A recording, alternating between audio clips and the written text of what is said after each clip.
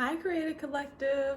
So this video I'm coming with something super random, but I saw it on, I believe her YouTube is Evelyn of the Internet, but I saw her doing this career crush video and I thought that was super cute and I wanted to do it as well. So, and it's really in no particular order, but you know Issa has to be on my list. Issa Rae is gorgeous, she's intelligent, she's a businesswoman, she is about her business.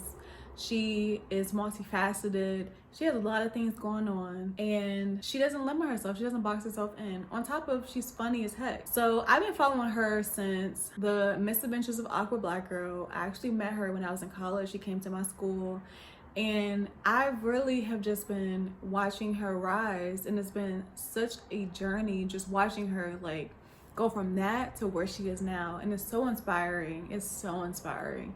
Like, she is number one. I'm going to work with her one day. Like, it's going to happen. I know it's going to happen. We know too many of the same people for it not to happen. So it's going to happen one day. I'm claiming it. I came so close, but I know in due time it's going to work out the way it's supposed to work out. She went from her web series to her writing a book to her getting deals to Insecure to movies like Lovebird and Photograph. It's being an inspiration, and she's so giving in her interviews. A Sip, which is where she interviews other celebrities. She was doing not talk radio, oh my gosh, I sound so old. She was doing podcasts. She has her own production company. She just did masterclass. Like, what else can I say about her? What else has she done? She's done so much, and that is like peak like what I want to do, because I have so many different interests. I think the only thing I'll swap out is, instead of hair care, it would definitely be holistic homie apothecary, where I'm doing like natural skincare and beauty. Oh my gosh, this leaf blower, bro. I'm not about to wait though because I'm losing light. But yeah, Issa is top. Also, Donald Glover, aka Childish Gambino. Like, I love me some Donald. Like, he's so authentically him, and he just does whatever he wants. He writes, he is a stand-up comedian, he's a musician, he's a director, he's an actor. Like, bro, what? Honestly, I want to do all those things. Not so much stand-up comedian. I do want to do it. It's gonna be so funny. I might have to film it. But I'm thinking for like my 30th birthday, I'm gonna like go up and do stand-up for like 5 minutes. I don't know, just so I can like say that I did it before. I don't know. It's something that I want to do. I don't necessarily think it's right for me, but it's just something I want to try out. So why not? Funny stuff be happening to me, and I don't know. I just feel like it could be cute. I could do a cute 5. Man, I love music so much, and I actually used to grow up writing songs. So I've always been a writer. And I wrote a book when I was younger. I think I wrote 2 books when I was younger. One I still have. Like, I like did the illustrations. I like bound it. Like, it's like legit. Music is it's a lifesaver, honestly. There's so many times where I want to give up, and music has kept me and it has saved me. That is why I have this on my arm, because I appreciate music so much. So yeah, I would definitely love to get into music. More so on the production side. I actually studied music production for like a semester in college, but it was too sciencey. I kind of just want to like go with it and experiment. Like, I understand that you need to have, you need to know the science behind certain things, but I just felt like it was too rigid. Like, I just wanted to explore and do my own thing. So when I have the finances and resources to get that equipment and like have a room to set it up, I'm definitely going to get into that. But I love how he's zoned in, because he has so many different talents and so many different like passions. It's like you can't spread yourself thin by doing, like, I think I listed like 5 things he did. He can't spread himself thin by doing all of those like all the time. So it's like when he's locked in, he's locked in. When he's working on Atlanta, he's working on Atlanta. When he's working on music, he's working on music. When he's working on stand-up, he's working on stand-up. Like, when he's working on acting, he's probably doing it in between all of that. But when he's focused on music versus when he's focusing on like shows, his show in Atlanta and stuff like that, it's like this, like, it's like that. And I just want to see the discipline. I want to see like kind of like a day-to-day when he does like those different, I guess, different fields. Because I would love to see what the discipline looks like. But he's just so dope. His music's so freaking good. I've seen him in concert so many times. And I love Atlanta. and just everything he does is dope. Like everything he touches is dope, and that's what I want people to say about me. It's a little vain, but that's what I want people to say about me. Like, oh, this that girl creates, it's gonna be good. It's gonna be good. Who else? My next career crush is definitely Regina King. And I know I'm not primarily an actor, although I have and I can't. Her longevity is amazing. She is literally a child actress. And to see her go from 227 to like all the 90s black movies to now Watchmen and her directorial debut, which was phenomenal, in One Night in Miami. Like, sis, she keeps her head down, she works hard. Even in Beale Street, she was so good. Like, she is such a talented actress, and she can do comedy, she can do drama. She's a GOAT, man. I'm so happy she's finally getting her roses like the proper way, because sis has been working and she's so good. She's so good, and I definitely want to see more directing from her, because she has a really good eye. Like, I really enjoyed One Night in Miami. From a writing standpoint, I know she wasn't the writer, but from a writing standpoint and from the directing standpoint, I was like, bro, that movie was so good. That movie was so good. But yeah, longevity, that's what I associate when I think of Regina King. Longevity, man. And range. She's funny as heck, and she will bring the drama. Like, can we mention the Boondocks? Like, she's a voice actress for the Gods. Like, she played two little boys. They sounded so different. Like, I can't say enough good things about Regina King. That's another person who I would love to work with. Like, I have to work with all these people on my list. I have to work with them in some sort of fashion. Definitely Ava, of course. Her directing, her just switching gears. First of all, let's just talk about the fact that she switched gears. She ran a successful PR business, and she switched gears to go into filmmaking because that's what she really wants to do. The courage to do that, man, is phenomenal. It's the courage for me. It's the courage for me. She's just such an inspiration. Just writer, director, dope ass person. Like, she be doing stuff for the culture. She was doing the drive-in movies, and that was my first drive-in movie. I saw Purple Rain, and it was with Ava, and this is the type of woman she is. That car lot was like full. At the end of Purple Rain, she stood at the exit and waved and said goodbye to everybody that came. Like, are you serious? Who does that? Because I'm sure she was there early trying to set up and getting last minute things together. Not only did she rent out the lot to do it, but she rented out the Jumbotron.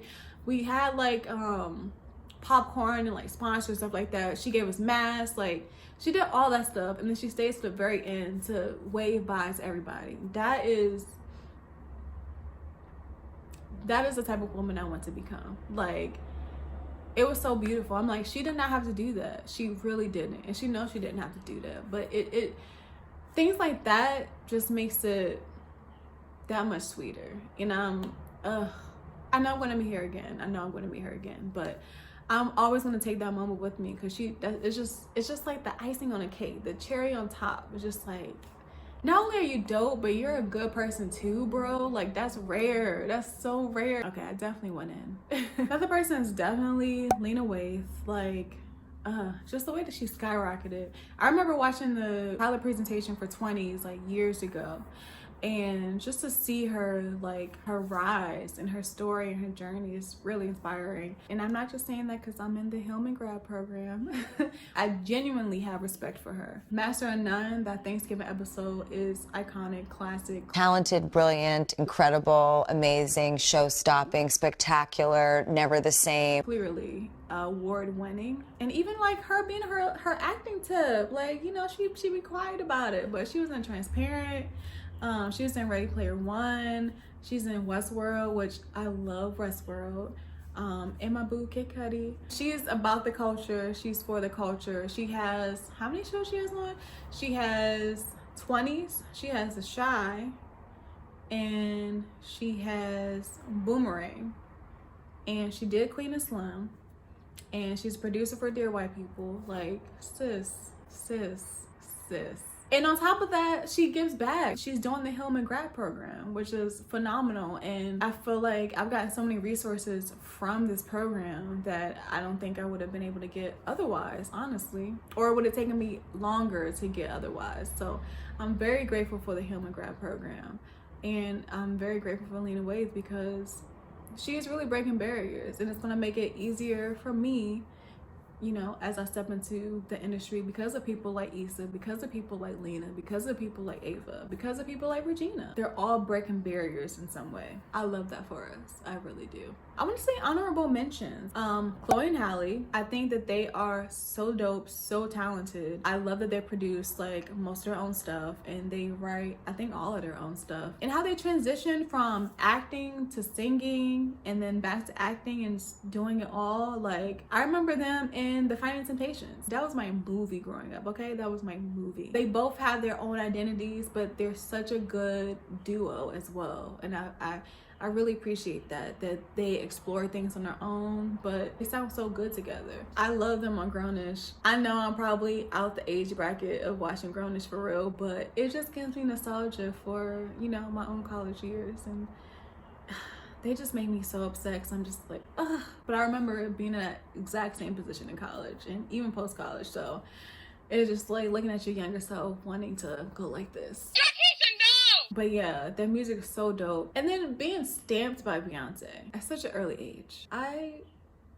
What does it feel like? Another person is Vashti. She's a dope director, a dope DJ. She's gorgeous as heck. I think I found out about her because of Kid Cudi.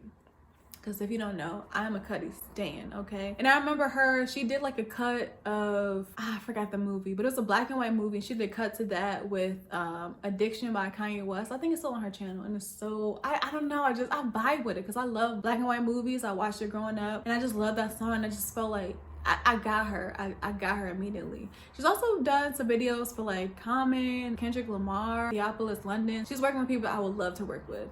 On top of, I directed a couple of music videos myself back in my day. That's definitely something I would like to explore more of. But I think that's it. I think that that's a good little list, you know. If I do say so myself, these are people that I watch their interviews online. You know, I follow what they're doing, or try to for the most part. These people that are very inspirational to me, and I cannot wait to see all the things that they have in store for them. And they just keep me motivated and uplifted. And it's just like, wow, I see Black people doing it in this industry, so I know it's possible. And I don't know, if they ever watch this, I just want to say thank y'all for just being y'all authentically and making a way for other people, other Black creatives in this world and in this industry. I think that's it. I think I'm done gushing. Can I throw one more person in there? I just want to say Kid Cudi. I want to give him his roses as well, because he transitioned from, you know, rapping and music to being a good actor. Like, he was in Westworld the same season as Lena, and he was in this movie with Emil Hirsch and Zoe Kravitz. I cannot think of the name of it. It's on Netflix, or it was on Netflix. Cannot think of it. And he was only in it for a couple of minutes, but I was just like, okay, I see you. And just other things that he's been in, I'm just like, I see what you're doing. I see what you're doing. And he's had longevity as well. He's been in the game for what, maybe 10, 15 years now? And that's a long time in this industry, if you really think about it. He's been relevant that whole time. So I just want to give my boo his roses as well. But yeah, I think I'm officially done now. I just want to ask the Creative Collective, who are your career crushes? I'm very curious to know, because I'm open. Like, if you paint, or, you know, if you do music, or if you do, I don't know, art installations, whatever, and you have a career crush, let me know. I'm very curious to see what your career crushes are, and I'm always looking for people to look up that will keep me motivated. Do y'all like my career crushes? It's okay if you don't, because they're my crushes. I want to go ahead and get out here, Creative Collective. I will see y'all later, and I hope y'all stay safe, sane, and hydrated. Bye.